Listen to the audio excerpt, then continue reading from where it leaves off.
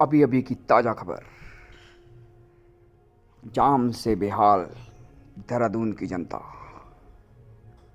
IIP flyover से शुरू ये जाम जो चलते चलते रिस्पना तक मिल गया। काफ़ी लोग इसमें फंसे हुए हैं और ये टाइम सबसे बड़ा बच्चों को स्कूल से घर ले जाने का होता है।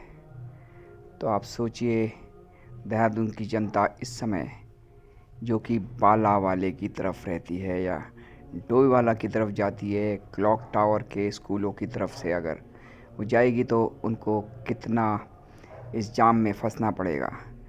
जो रास्ता कम से कम 15-20 मिनट में कवर होता है, वही रास्ते में अब उनको 1.5 घंटा या 2-2 घंटा भी मिल सकते हैं। तो चलिए, जैसे गाड़ियों के अपने अपने साथ में प्रॉफिट और बहुत सारे जैसे कि एडवांटेज और डिसएडवांटेज भी हैं टू व्हीलर के, इसी तरह मेरी चपला का तो अलग ही निराला अंदाज़ है, कहीं भी निकल जाती है।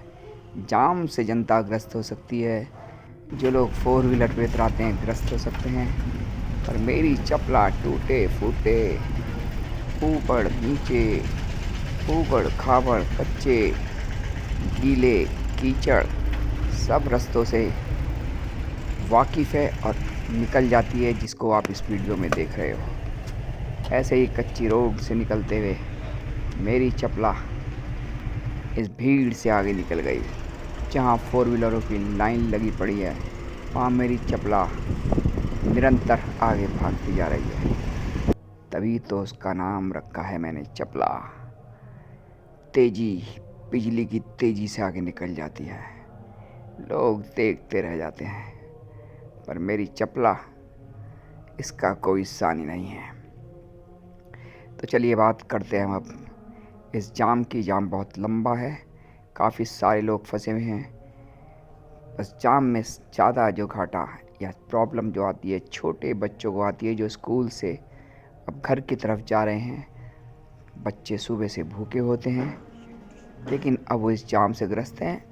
और इस जाम का जो सबसे बड़ा रीज़न है, विधानसभा सत्र शुरू हो चुका है और वही सबसे बड़ा एक रीज़न है, एक कारण है जिसके कारण ये लंबा जाम, कम से कम ये 4 किलोमीटर का लंबा जाम है।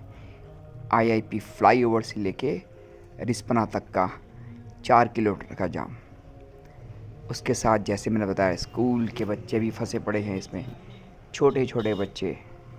अगर जाम लंबा चला, देर में पहुँचे तो वो रोते हुए भी जाएंगे, पर ये बच्चे हंसते हुए जा रहे हैं।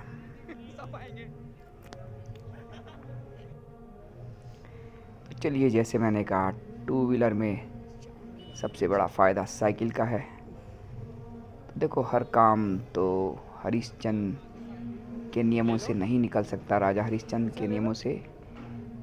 तो उसके लिए या तो उंगली टेढ़ी करनी पड़ती है या सिस्टम को तोड़ना पड़ता है, रूल रेगुलेशन। इसी तरह मैं अपनी चपला को लेके मैंने रूल रेगुलेशन तोड़ा, सड़क के दूसरी तरफ मैं चलाया, जो कि रास्ता मेरा नहीं था रूल रेगुलेशन के अकॉर्डिंग।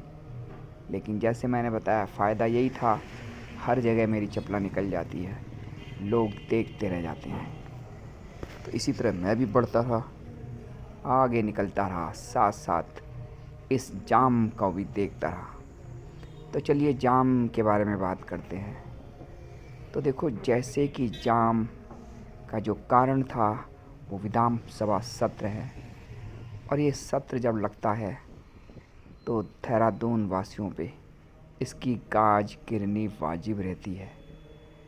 इस एरिए के आसपास जितने लोग रहते हैं या जो इस रास्ते के आसपास से गुज़रते हैं, प्रॉब्लम सबसे ज़्यादा उन्हीं को पड़ती है, बहुत पड़ती है।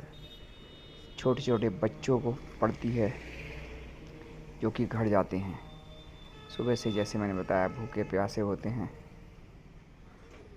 तो चलिए, इस जाम का कुछ तो सॉल्यूशन निकालना पड़ेगा।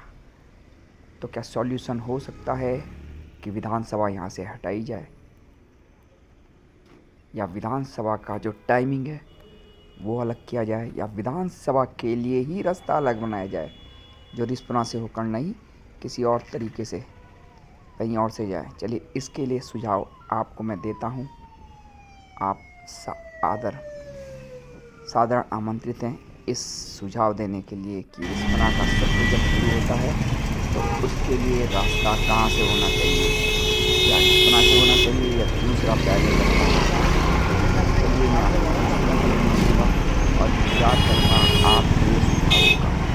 जल्दी से इसे पढ़िए और सुझावों को मान लीजिए। जल्दी से आप मुझे इसका आंसर दीजिए। चलिए आपको मिलता हूँ अपनी नेक्स्ट वीडियो में। धन्यवाद।